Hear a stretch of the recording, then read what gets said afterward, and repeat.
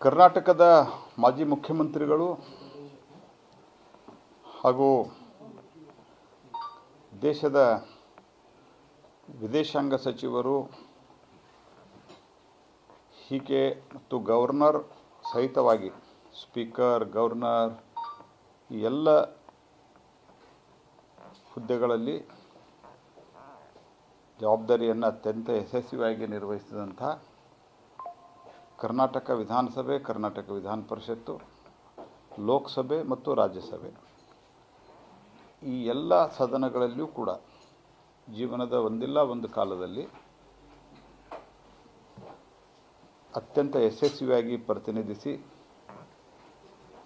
ನಾನು ಮೊದಲೇ ಹೇಳಿದಂಗೆ ಮುಖ್ಯಮಂತ್ರಿಯಾಗಿ, ವಿದೇಶಾಂಗ ಸಚಿವರಾಗಿ, ಗವರ್ನರ್ ಆಗಿ, ಸ್ಪೀಕರ್ ಆಗಿ ಸನ್ಮಾನ್ಯ ಎಸ್.ಎಂ. ಕೃಷ್ಣ ಅವರು ಎಲ್ಲ ಜವಾಬ್ದಾರಿಗಳನ್ನು ನಿರ್ವಹಿಸಿದಂಥವ್ರು. ಎಸ್.ಎಂ. ಕೃಷ್ಣ ಅವರ ವ್ಯಕ್ತಿತ್ವದ ಬಗ್ಗೆ ಹೇಳೋದಾದರೆ